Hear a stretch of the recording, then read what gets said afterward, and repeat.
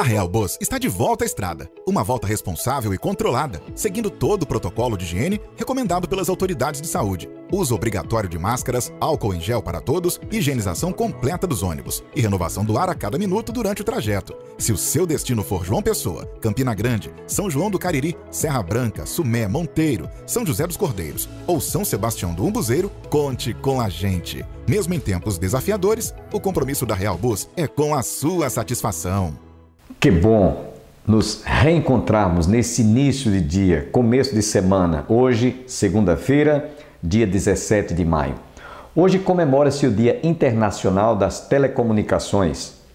E eu acredito que se não for a tecnologia de ponta como nós temos hoje, jamais você estaria nos assistindo em casa, no hospital ou no seu celular, viajando, onde quer que você esteja, via internet ou talvez na TV Master, TV a cabo, canal 20. Nós estamos celebrando um momento histórico em que nós nos comunicamos com todas as facilidades, com todas as vantagens em tempo recorde. E eu espero que você, nesse Dia das Telecomunicações, Dia Internacional, possa celebrar bem esse dia. E também, hoje é o dia da Constituição.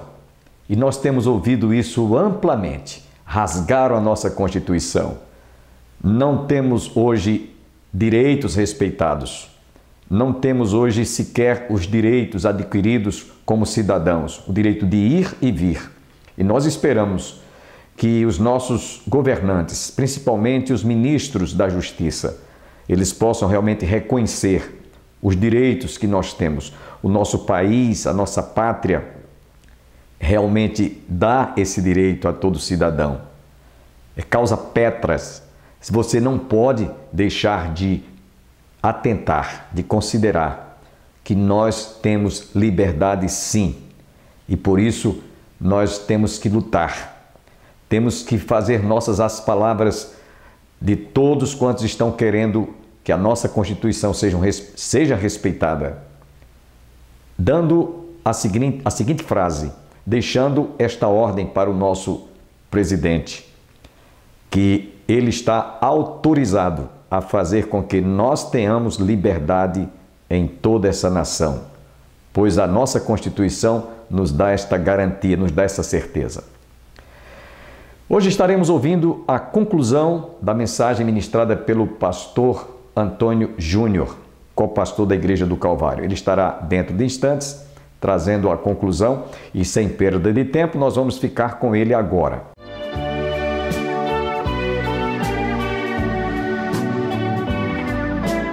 Não é uma escolha humana, não é um pensamento humano, não, é uma revelação divina, que se dá num processo de evangelização, de conhecimento do Evangelho, que ele vai dizer aqui, Pedro, é como um escolhido. Deus providenciou o Evangelho para que nós venhamos a conhecer o nosso Senhor. E isso fez com que nós nos tornássemos esse sacerdócio real. E essa expressão, irmãos, né, ele descreve que esse sacerdócio real são as gloriosas riquezas dos crentes. Ele vai enfatizar que a igreja pertence a um reino. E que esse reino tem um rei, a qual ele já disse quem é a pedra angular, é Cristo. Então nós somos esse sacerdócio real, essa raça eleita e esse sacerdócio real. E aí ele vai usar outra expressão, tomada do Antigo Testamento, nação santa. Percebam, irmãos, que Pedro usa de analogias do Antigo Testamento. É justamente a real interpretação do texto da Antiga Aliança. E ele aplica então esse texto do Antigo Testamento na igreja. Ele está construindo justamente essa sua teologia, essa sua doutrina, e está dizendo justamente, ó, aquilo que foi prometido lá no Antigo Testamento está se cumprindo, e é em Cristo Jesus. E aquilo que estava prometido para lá, que nós seríamos o seu povo, é em Cristo Jesus que você é o povo de Deus. Por isso que você então é essa nação, é esse povo. Só que esse povo então ele é santo, ele é diferente. Ele faz parte dessa realeza, mas ele é diferente. porque ele tem a similaridade, é uma similaridade de fato com o seu Senhor. Que similaridade é essa? De que ele não mais agora atende ao conclame do seu coração corrupto, cheio de concupiscência, mas ele atende aos conclames do seu Senhor, que é santo e que tem um mandamento perfeito, que foi cumprido em Cristo Jesus, e que agora você pode entrar no Santo dos Santos através de Cristo Jesus. Irmãos, isso é maravilhoso, porque nos torna então essa nação santa, um povo diferencial. E aí ele usa outra expressão, terminando aqui essas ideias. Ele diz, povo de propriedade exclusiva. Irmãos, isso é maravilhoso. Não tem aqueles crentes que têm medo do demônio, né? Não tem crente que tem medo do demônio. Eu já vi várias vezes, vários testemunhos de manifestação, e disse que tinha crente na igreja que quando o demônio se manifestava, ele corria com medo.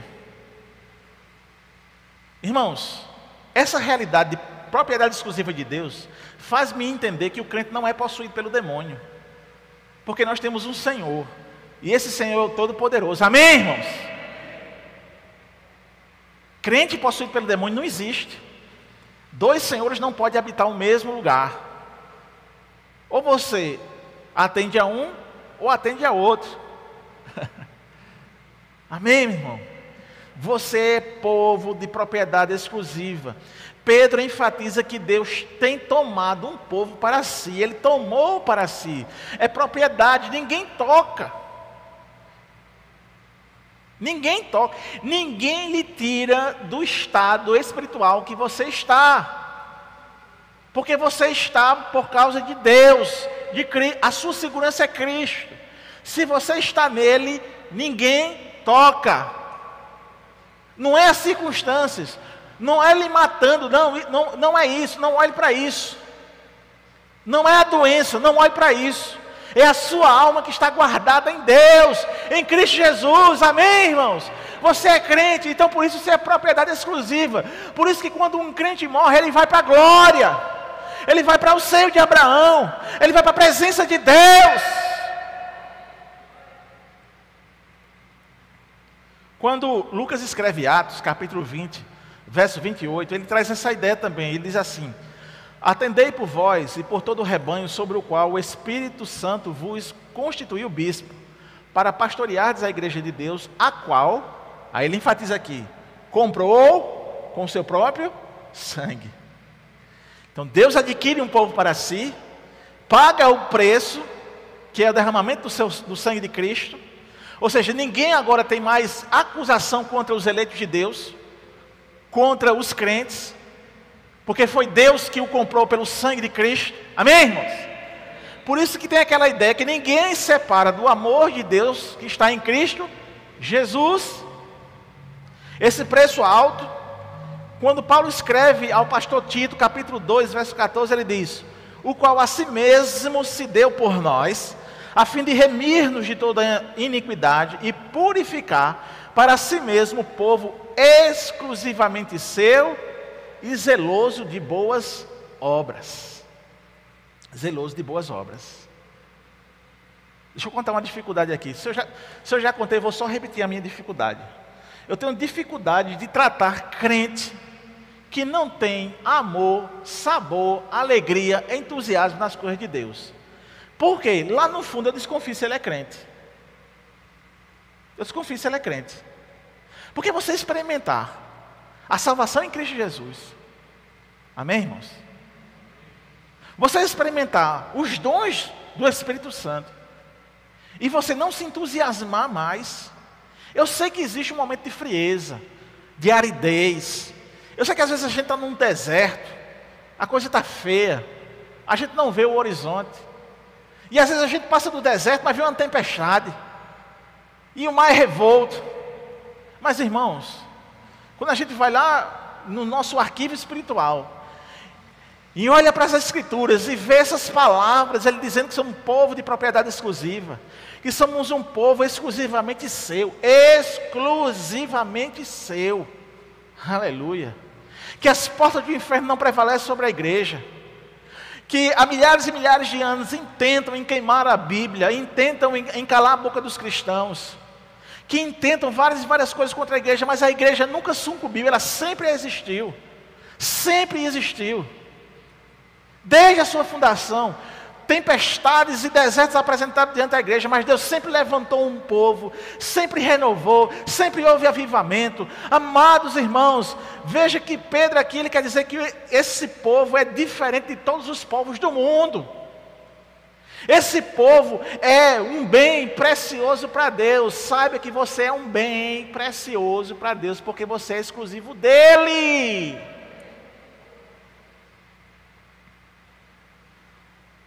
Esse povo foi comprado então com o maior de todos os preços, o sangue de Jesus.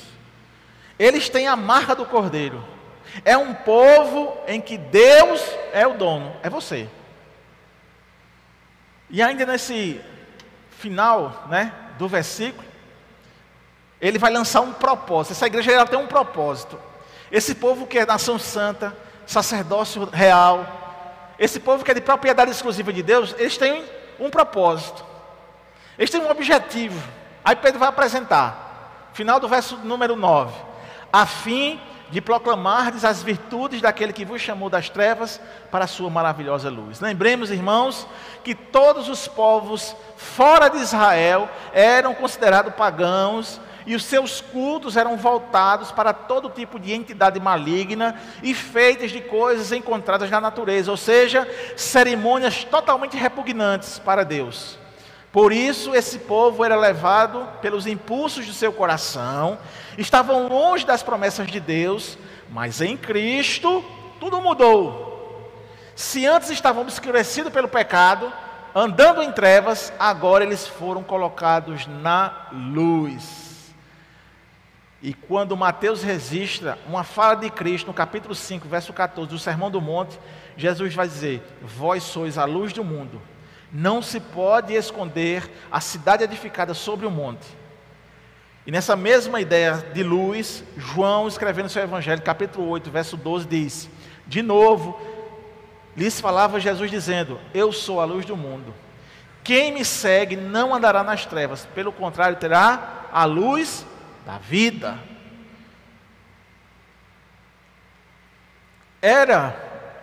Então, esse povo que estava fora da aliança, era um povo então relegado aos seus próprios pecados e enganos.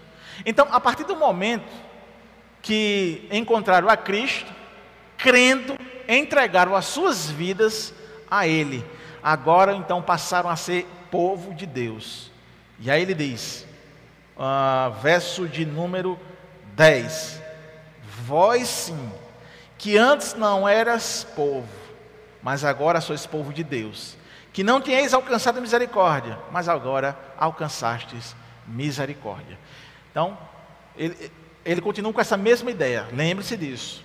Era um povo que era rejeitado, era um povo que os judeus pensavam que estavam fora da aliança, mas foi esse povo ao qual Deus chamou em Cristo Jesus, que antes estavam afastados das promessas, não eram povo, mas em Cristo Jesus se transformaram em povo de Deus. Ele está falando isso com a igreja.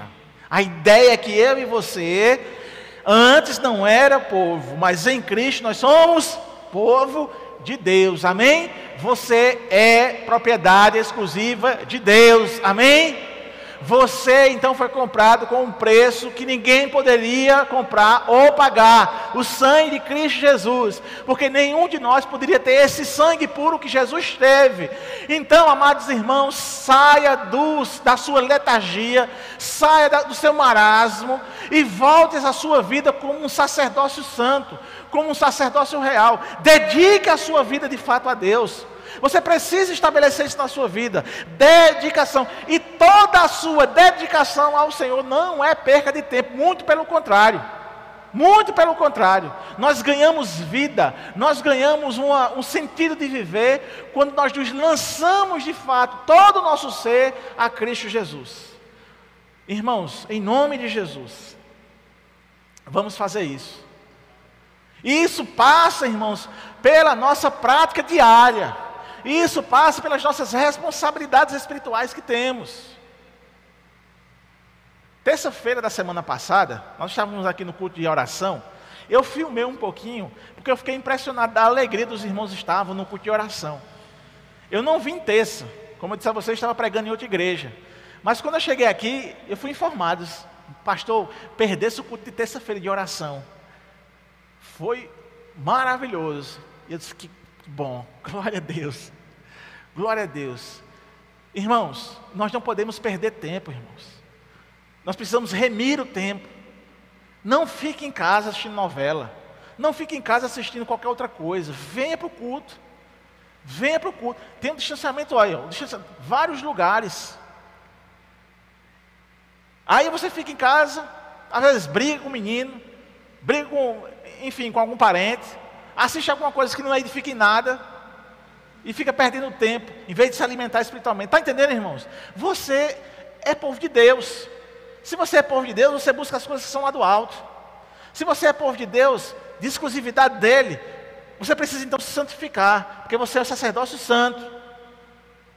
Então, não perca mais tempo. Quero concluir, irmãos, essa mensagem dizendo o seguinte: nós, igreja, crentes, evangélicos, por mais que haja escárnio, e que bom que esteja, que bom que escarneie a gente, que bom que nos persigam, porque se me perseguir, pelo fato de eu ser crente, glória a Deus por isso. É de fato a diferenciação do mundo. Amém, irmãos? Então deixe perseguir. Porque quanto mais perseguir, saiba que você é privilegiado. Privilegiado.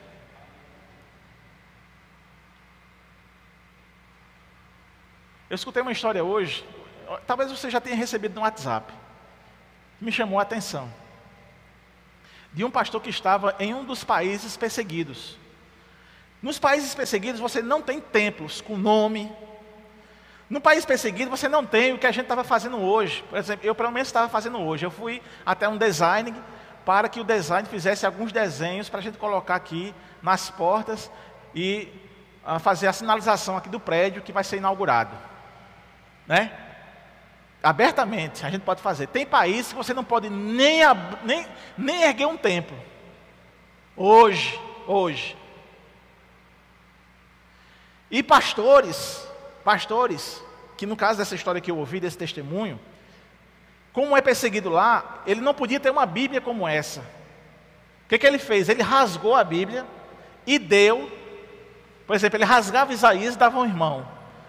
Rasgava Jonas e dava outro irmão. Para que quando ele se juntasse no culto, ele perguntasse, texto tal, aí o irmão vinha com um pedaço lá e dava para o pastor ministrar. Porque se pegasse a Bíblia toda, rasgava, destruía a perseguição. Aí ele estava dizendo isso para um pastor americano. Aí ele disse assim, e vocês lá, além de ter templo, às vezes tem 10 Bíblias na estante. Ele estava fazendo o contraste de um povo perseguido que tem sede e fome de Deus, com a gente, americanos, né? Que embora sendo da América do Sul, mas somos americanos para eles lá.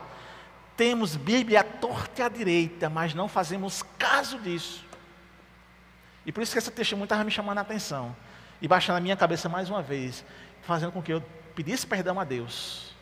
Pedisse perdão a Deus, porque eu tenho Bíblia aqui, eu tenho Bíblia aqui, eu tenho Bíblia no meu bolso, é Bíblia por todo canto. Enquanto irmãos, amados irmãos, hoje, tem que ir para o meio do mato, no escuro, com a luzinha de lanterna, para ler uma porçãozinha do texto. E eles se alegram com isso. Infelizmente, hoje a gente tem crente que diz assim, é pastor fulano tal que vai pregar, não vou não. É o fulano que vai dirigir, não vou não.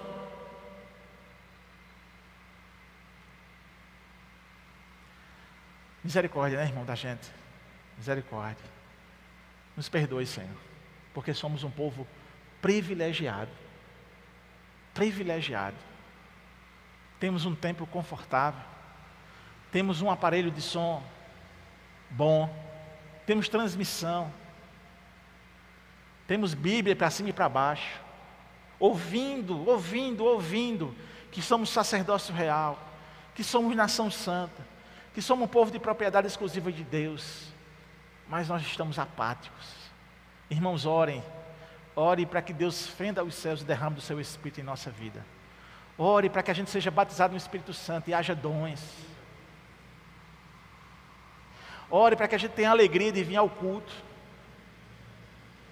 Clame ao Senhor, peça socorro. Não adianta reclamar não, irmãos. Porque quanto mais você reclama, quanto mais você aponta. Quanto mais você só vê defeitos em coisas periféricas, mais você afunda. Já prestou atenção nisso?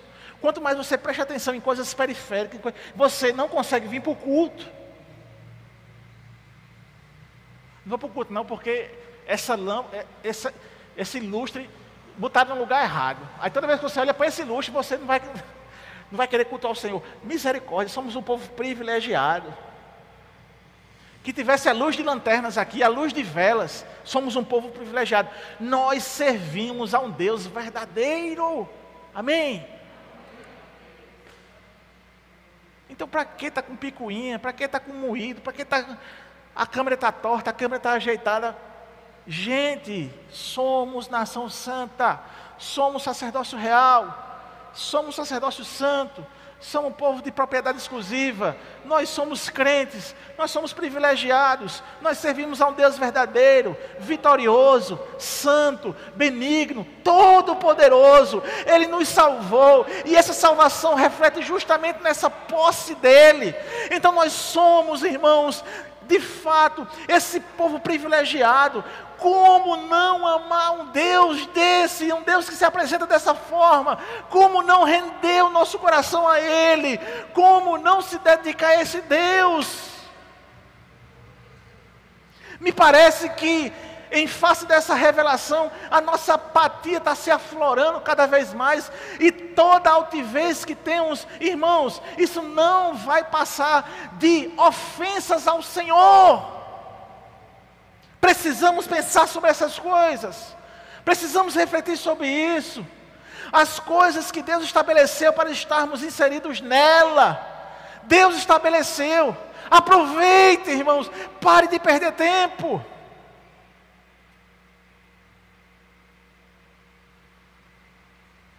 Nós tivemos aqui, irmãos, uma conferência teológica, um culto, que a gente viu o esvaziamento da igreja. Quer dizer que vai acontecer também agora no simpósio da família? Quer dizer que quem não gosta não vai vir para a igreja?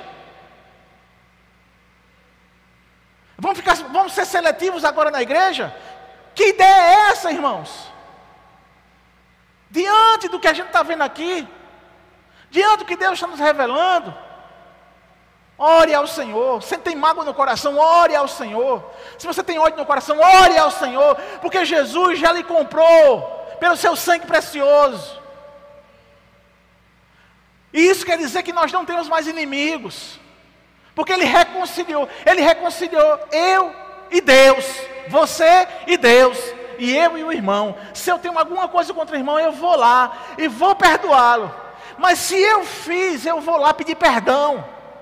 Mas não há mais cabimento a estar dessa forma. Eu não vou não porque é conferência teológica, não vou. Eu não vou não porque é o simpósio da família. Misericórdia, irmãos.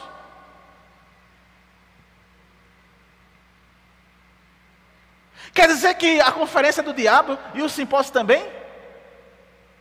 Está entendendo, irmão, o que eu quero dizer? Amém?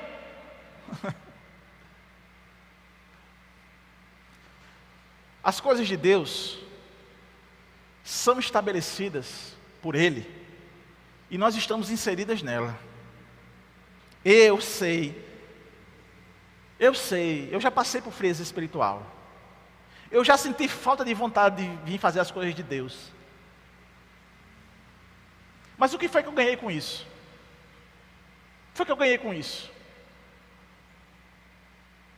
Apatia, frieza, murmuração, ódio, indiferença.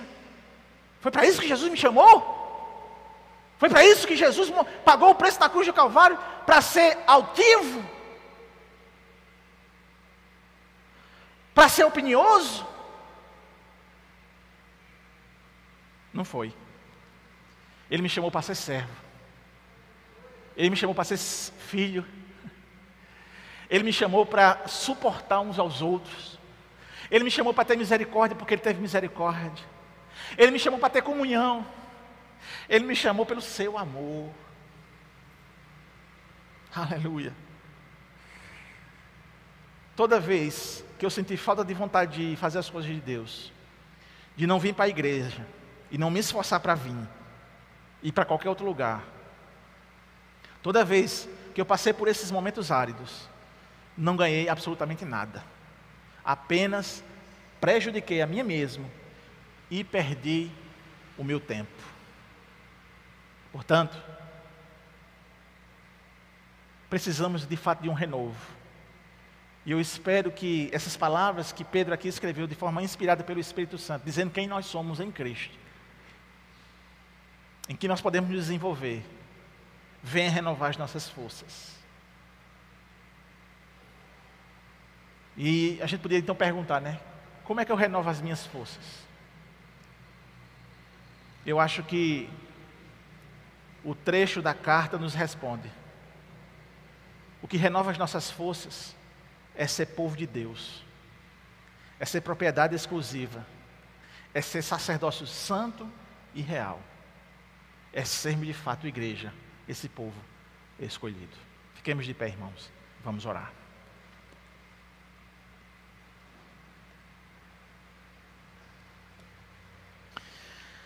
Senhor Deus, Pai bondoso, de misericórdia, de amor, de comunhão, o Senhor nessa noite, Senhor Deus, nos chama mais uma vez a atenção, e isso reflete de fato o amor e a misericórdia sobre nossas vidas. Isso reflete de fato a Tua benignidade, aleluia, a Tua paciência. Mas Deus, em nome de Jesus, Senhor, nos socorre. Sê por nós, Senhor. Retira toda a frieza, toda a apatia, retira toda a incredulidade. Retira, Senhor Deus, em nome de Jesus, o pecado. Que nós possamos nos despojar de toda malícia, de toda maldade, de todo engano, de todo dolo, assim como nós aprendemos nesta carta. Deus, em nome de Jesus, que possamos, Pai, olhar para o alvo e deixar as coisas que para trás ficaram. Deus, em nome de Jesus, precisamos prosseguir para o alvo. Precisamos olhar para o alvo. Precisamos avançar com o estandarte da verdade, o Evangelho. Deus, em nome de Jesus, que o Senhor possa ir a cada um dos meus irmãos que estão no celular, no computador, ou mesmo na televisão em casa. Oh Deus, em nome de Jesus, aviva a Tua obra na vida de cada um. Aviva a Tua obra na minha vida, Senhor.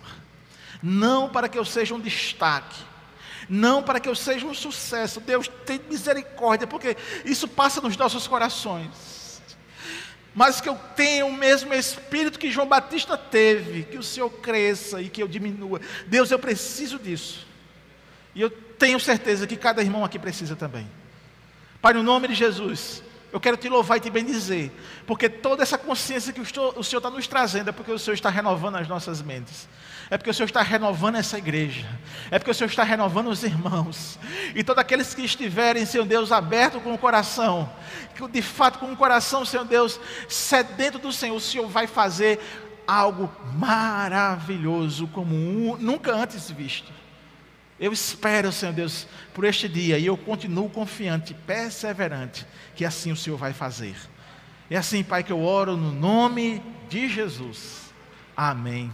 Não tenho dúvidas que Deus falou profundamente ao seu e ao meu coração. Esperamos em Deus nos reencontrarmos amanhã para a realização de mais um programa Opção para a Vida. Que Deus derrame luz no seu coração, abrindo portas, iluminando os seus caminhos nas decisões mais importantes que você venha tomar nesse dia de segunda-feira. Até amanhã, se Ele assim nos permitir.